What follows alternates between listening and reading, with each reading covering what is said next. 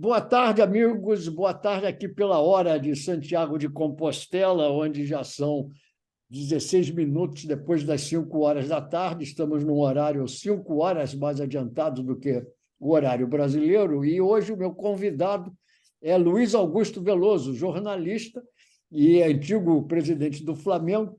E a nossa conversa vai ser sobre El Camino de Santiago, que eu completei ontem. E Completei antigo companheiro seu de trabalho. antigo companheiro meu diretor no Jornal dos Esportes e antigo companheiro também de corridas pelo Rio de Janeiro e outras cidades do Brasil. E o assunto que me traz aqui para essa conversa com o Luiz Augusto Veloso lembra um pouco as corridas, porque foi a caminhada que eu fiz pelo chamado El Camino de Santiago. No caso, o El Camino de Santiago pode ter Roteiros. diversos roteiros. Você pode começar na França, em diversos lugares da França, você pode começar em Portugal, também em diversos lugares de Portugal, e você pode começar da própria Espanha, se bem que a tradição indica que as pessoas devem sair de um outro país para então chegar à Galícia, em Portugal. E ontem, Luiz, eu e a minha mulher, a Dona, que você conhece bem, um momentinho, aqui está entrando aqui um telefonema, eu vou ter que recusar no momento. E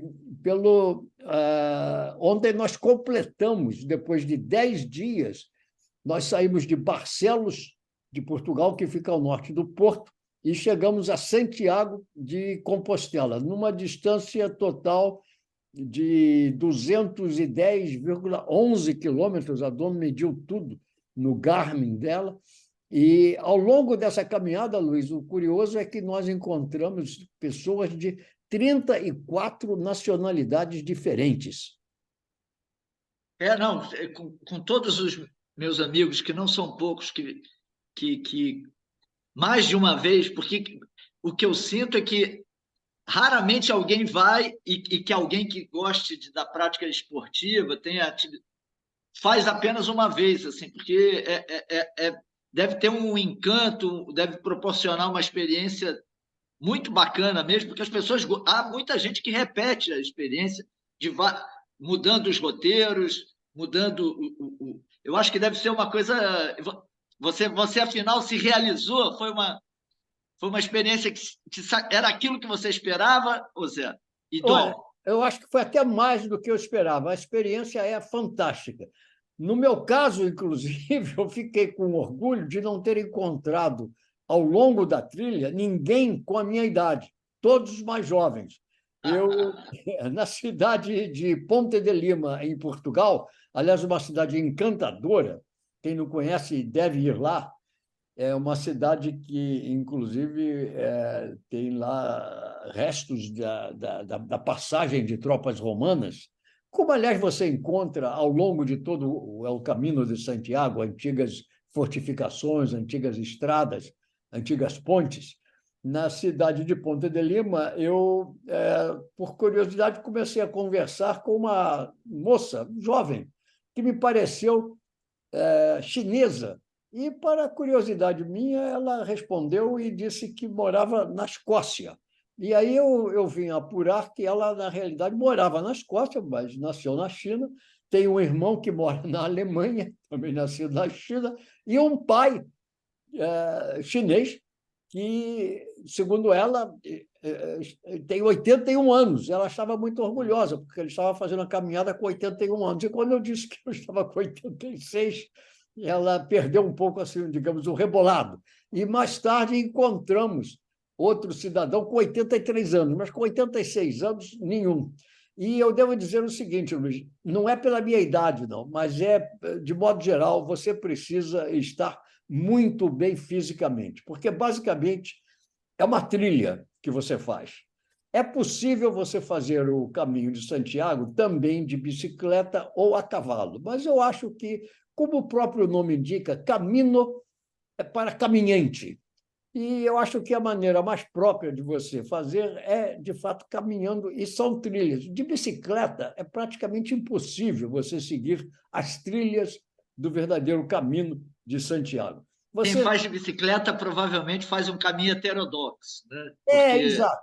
Quem faz de bicicleta evita os trechos mais difíceis, que são trechos de subida. Por exemplo, para chegar à cidade de Guiães, depois eu me lembro o nome certo, mas não importa. No caminho, você tem que subir 400 metros e descer 367, agora em trilha pedregosa, muitas pedras. E o problema, o meu medo era ter uma torção de tornozelo, eu consegui evitar isso. Mas se você for de bicicleta, em primeiro lugar, tem que ser mountain bike, não pode ser bicicleta comum. Em segundo lugar, nesses trechos, você teria que levar a bicicleta nos ombros, porque não dá para pedalar. Então, o recurso que as pessoas adotam é ir pela estrada, pela rodovia, com caminhões, ônibus, automóveis, e aí, francamente, eu acho que perde muito da graça. Claro. Foi o que o Ronaldo Fenômeno, aliás, fez, né? Mas sendo que o Ronaldo Fenômeno, ele, em primeiro lugar, saiu da própria Espanha, ele saiu de Valladolid, um trecho bem mais curto. E pela rodovia, eu não acho realmente muita graça. E a outra possibilidade é você ir a cavalo. Mas aí o atleta, digamos, é o animal. É o animal e não você, né? Não a pessoa. O calçado é importante, não? O calçado é muito importante. A Don comprou sapatos especiais da Roca, sapatos de trilha. E, aliás, alguns dias antes da nossa viagem para cá, nós fomos a como é que é? Uma pessoa especializada em pés. Tem um nome que eu não me lembro no momento, mas não vem. É uma podiatria. Você sabe a que eu me refiro. Claro, claro, claro. Pedicura, uma pedicura. Fomos em português, uma pedicura. E ela falou que eram os sapatos ideais, sapatos de trilha. Mas mesmo assim, Luiz, nós ficamos com bolhas nos pés, porque é muito duro. Você caminha horas e horas e horas seguidas. E o tênis não é indicado mesmo, né? Você tem que ter um calçado que te dê mais segurança e mais em termos, inclusive, de não escorregar. É que dê mais segurança e mais estabilidade. Agora, no meu caso, pelo menos, não no caso da dona, minha mulher, eu acabei optando, porque eu também trouxe sapatos de corrida, também da própria Roca, tênis, como chamam no Brasil, mas eu acabei optando, então, por botar os sapatos de corrida, porque são mais leves. E isso me permitiu completar a caminhada. Era a minha curiosidade, porque eu acho que pode ser que em alguns trechos, talvez onde for mais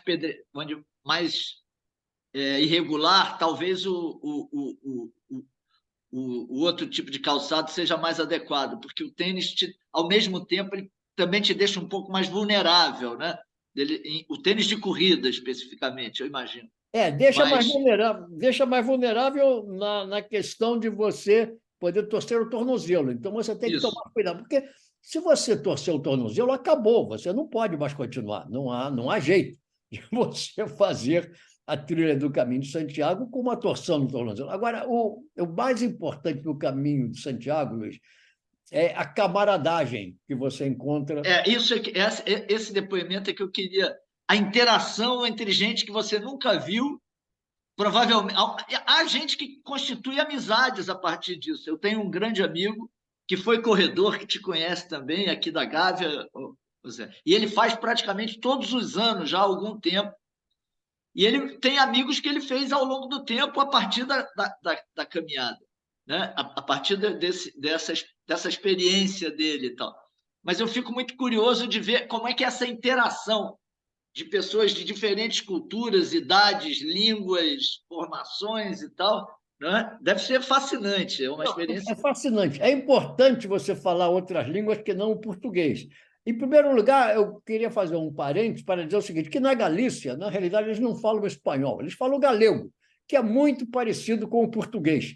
E, inclusive, eu tirei fotos, porque em todos os lugares há avisos em 3 línguas, ou até, às vezes, em 4, mas, em geral, eles têm avisos em espanhol, em galego, em português, e, às vezes, também em inglês. Eu tirei fotos para mostrar como o galego é parecido com o português, porque a Galícia já foi parte, inclusive, de Portugal. Claro.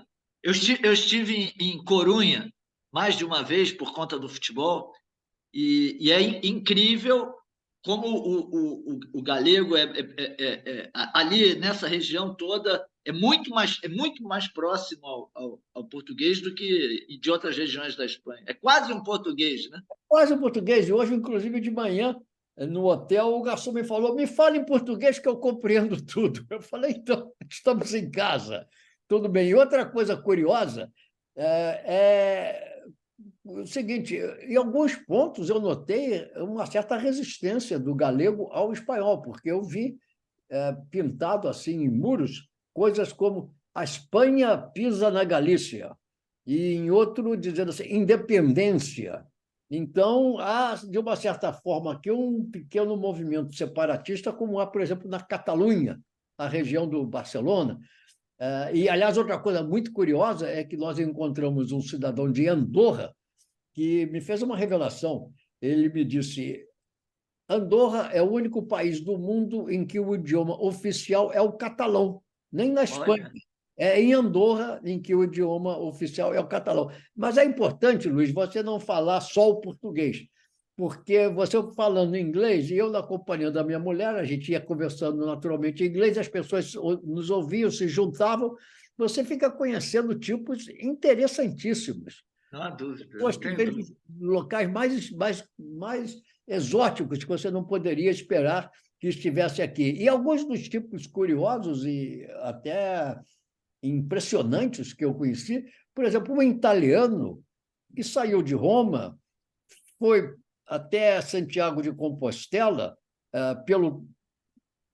passando pela França, pelo norte da Itália, passando pela França, desceu os Pirineus, veio até Santiago de Compostela e está a caminho de Lisboa, de onde vai prosseguir para Jerusalém. Esse é um verdadeiro peregrino, ele está Peregrino, motivado pela fé, porque a maior parte das pessoas que vêm aqui não fazem o, pela fé, né? o caminho de Por Santiago motivos religiosos. Não, né? por motivo religioso, faz mais por curiosidade e por esporte. Inclusive, quando você chega na. E pela experiência, eu imagino, Zé, e que talvez seja a minha curiosidade, e pela experiência humana, propriamente, do relacionamento, desse um pouco do acaso, o que o destino, tipo de pessoa vai colocar, né, que está fazendo a mesma atividade por um período e que onde é que a gente vai se cruzar? Como é que vai ser esses encontros, né? Exatamente. Nós encontramos, por exemplo, um cidadão que me disse o seguinte: ele nasceu em Portugal, emigrou para o Brasil em garoto, em criança, sempre viveu no Brasil, fala português com o nosso sotaque, e um belo dia, não sei porque ele ficou conhecendo o que era o El Camino de Santiago, que, aliás, você encontra escrito de três maneiras. Você encontra escrito El Camino de Santiago, você encontra escrito Caminho de Santiago, como em português, e você encontra Caminho de Santiago com N e o tio em cima. Mas a forma mais comum realmente é o El Camino de Santiago. Mas esse cidadão resolveu convidar os pais que emigraram com ele para o Brasil para fazer o Caminho de Santiago, só que os pais portugueses morreram num desastre de carro, morava em Miguel Pereira. E não sei se por causa disso, homenagem aos pais ou o que foi, ele virou guia do El Camino de Santiago. Então, ele estava levando uma imensa tropa de brasileiros. E nós encontramos dois brasileiros que saíram de Lourdes, na França, e iam até Fátima, também, evidentemente, inspirados pela fé religiosa. Era uma caminhada de mais de 900 quilômetros. E encontramos um holandês, e mais do que holandês, um cidadão de Luxemburgo também. Esses dois, separadamente, é claro, saíram da França, estavam a caminho de Lisboa e iam regressar para o ponto original. Então, é muita vontade de caminhar, né? Fátima, eu acho que pelo que eu tenho, Fátima, no trajeto que passa por Portugal, é um ponto importante, que motivação religiosa, né? Eu acho que E, aliás, duas outras pessoas, duas moças também, elas não me lembro exatamente de onde elas saíram, mas também iam para Fátima. Então, há muita gente que não só faz o Santiago de Compostela, como aproveita e vai para Fátima, em Portugal. E falando ainda nesse tema de religiosidade ou não, quando você chega na Catedral de Santiago de Compostela e você pede que eles carimbem o seu passaporte, porque à medida que você vai caminhando, eles vão carimbando o passaporte para você... O passaporte é uma credencial, para você provar que passou por todos esses lugares. E, no fim, na própria Catedral de Santiago de Compostela, que é um edifício impressionante, você então recebe o certificado oficial final. E uma das perguntas que eles fazem, porque é tudo feito por computador, uma das perguntas que eles fazem é se você está fazendo o Caminho de Santiago por motivo religioso ou não. E nós pusemos lá, não por motivo religioso. E acredito que hoje a maioria das pessoas responde que não é por motivo religioso. Agora, aí um lado jornalístico. Quem é que emite esse passaporte? Eu acredito que seja a Junta de Santiago de Compostela, que vem a ser o Não, governo. mas você iniciou o caminho com ele ou não? Bom, no nosso caso, nós contratamos uma empresa chamada Santiago Ways. Aí eles dão a você toda a papelada e você vai de hotel em hotel, porque eles transportam a sua bagagem. Nós temos aquela em rodinha e você vai caminhando com a mochila nas costas e você vai de local a local, de hotel a hotel. E nesses hotéis, eles vão carimbando as suas credenciais. Então, já está tudo... Mas essa empresa, então, ela ajudou você a ter originalmente, da partida, já esse passaporte. Quando você chegou... Você já no início, a minha mulher está aqui do lado, pode confirmar, já no início eles te dão... É um negócio que você desdobra, não sei se ela tem uma aqui para mostrar, se ela tiver... Do you have the credentials? Seria, eu tenho curiosidade. Se você tiver uma aí, mostra aí. E mostrar também depois o diploma final, que você põe dentro de um canudo. E uma coisa muito curiosa, Luiz, quem nos vendeu esse canudo para botar o diploma final é uma moça de Manaus, a brasileira de Manaus. Olha aqui está, não sei se vai dar para ver. Aqui está, olha aqui. Aqui, vou mostrar aqui. Aqui está. Você, de lugar em lugar, eles vão carimbando, tem verso e reverso. Tá? De lugar em lugar está aqui, eles vão carimbando, e agora eu vou mostrar aqui o outro lado. Então, olha só que espetáculo. Quando você vai passando... Oficina de peregrino. O que é? Ela está dando o nome oficial aqui. É a Oficina do Peregrino, que emite isso. Ok. Você vai... Mas ao longo do trajeto, quem tem autoridade para carimbar? Os donos de hotel? Os hotéis e certos locais em que você passa, como igrejas, elas têm autoridade para carimbar. Eu vou perguntar à minha mulher... São credenciados para fazer, né? Eles têm São credenciados para nos credenciar, porque isso é chamado o credenciamento do Santiago de Compostela. Eu vou ver se eu tenho aqui o canudo com o nosso diploma, que é para mostrar. E ela está procurando achar aqui, que é aqui está. Esse é o canudo que nos foi vendido por uma moça de Manaus. Você descobre em Santiago de Compostela uma amazonense, né, trabalhando lá. E aqui está o nosso diploma. Aqui e é em latim. O mais interessante é que é em latim. Está aqui. Olha que barato. Espera aí. Deu para ver. Maravilha. Tem mais aqui, tem mais. Esse aqui é em latim, aí tem um que tem o nosso nome. Espera aí. Onde é que está? Aqui está aqui, José Inácio Werneck, está aqui. Sentindo que eu realmente fiz, porque você tem que fazer o mínimo de 100 quilômetros. Então, tem gente que começa em Tuí, que fica na fronteira de Portugal com a Espanha, e de lá você garante pelo menos 100 quilômetros, mas nós fizemos mais de 200. E há quem faça mais ainda, né? Agora, Zé, no percurso, a variação de circunstância climática é muito grande, ou você pegou um pouco de tudo, Olha, eu peguei um tempo muito bom, porque, aliás, eu tinha recomendado à minha mulher, a dona, que o ideal seria fim do verão no hemisfério norte e início de outono, porque em julho e agosto faz muito calor aqui. E, claro, inclusive, esse ano bateu quase todos os recordes de calor na Europa. Então, nós pegamos o final de setembro, você pega o final, começamos no dia 11, ou coisa que valha de setembro, e você pega, portanto, o final do verão e o início do outono. Então, nós pegamos. A temperatura máxima que nós pegamos foi 28 graus, talvez 30.